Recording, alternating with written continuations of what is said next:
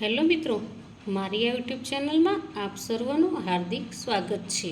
આજે આપણે ધોરણ 4 વિષય ગુજરાતી એકમ 1 કિસ્સાઓ પહેલવાન હા આજે આપણે આ એકમનું સંપૂર્ણ સોલ્યુશન જોવાના છીએ। પ્રશ્ન 1, આપેલા શબ્દોનો અર્થ કોષ્ટકમાંથી શોધીને લખો।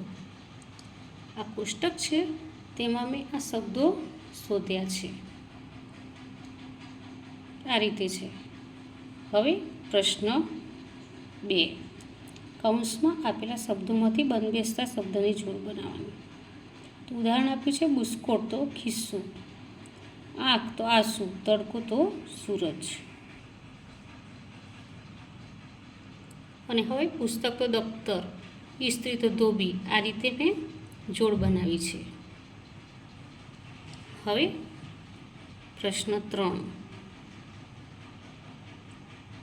ખરા વાક્ય સામે ખરાની અને ખોટા વાક્ય સામે ખોટાની નિશાની કરો। તો પહેલું વાક્ય ખરું છે, બીજું ખોટું, ત્રીજું ખરું, ચોથું ખરું છે, પાંચમું ખરું છે। હવે પ્રશ્ન 4, નીચેના વાક્યો કોણ બોલે તે લખો। તો પહેલું વાક્ય છે બુસ્કોટ, બીજું સૂરજ દાદા, ત્રીજું દરજી કાકા, ચોથું ધોબી, પાંચમું ખિસ્સું। હવે પ્રશ્ન 5, આપેલું વાક્ય વાંચો અને સમજો। આપેલા શબ્દોને આધારે વાક્યમાંથી પ્રશ્નો બનાવો। તો એક વાક્ય આપ્યું છે, દ્રોણગુરુ આશ્રમમાં રહી પોતાના શિષ્યોને રોજ સવારે પોતાને હાથે ધનુર્વિદ્યા શીખવતા।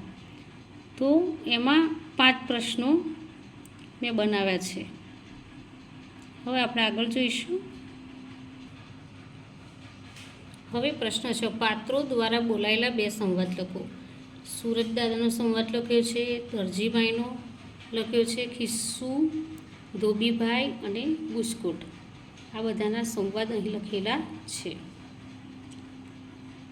હવે પ્રશ્ન 3, પ્રશ્નોના જવાબ લખો। પ્રશ્ન 1નો જવાબ આ પ્રમાણે છે, પ્રશ્ન 2નો જવાબ પણ આ પ્રમાણે છે, આ પ્રશ્ન 3નો જવાબ,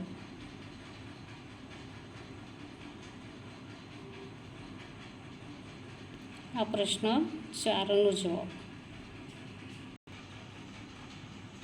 આ પ્રશ્ન 5નો જવાબ છે। હવે આ પ્રશ્ન 6નો જવાબ, તમને કેવું ખિસ્સું ગમે। હવે આવ્યું પ્રશ્ન 8, આપેલા બોક્સમાં તમને ગમતા આકારનું ખિસ્સું દોરો અને રંગ પૂરો। અહીં આપણે દરેક બાળક અલગ અલગ રીતે જેને જે આવડે તેવું ખિસ્સું દોરશે અને રંગ પૂરવાના છે। હવે પ્રશ્ન 9, તમારા ઘરના સભ્ય સાથે દરજીની દુકાનની મુલાકાત લઈ તમારા અનુભવો વર્ણવો। તો અહીં આ દરજીની મુલાકાત લીધી છે અને તેના વિશે તેના જે અનુભવો થયા હોય તેઓ અહીં લખ્યા છે। તો મિત્રો, અહીં આ એકમનો આ સ્વાધ્યાય પોથી સોલ્યુશનનો વિડીયો પૂરો થાય છે। તો મિત્રો, તમને આ વિડીયો ગમ્યો હોય તો લાઈક, શેર અને સબસ્ક્રાઈબ ચોક્કસથી કરજો। બાય।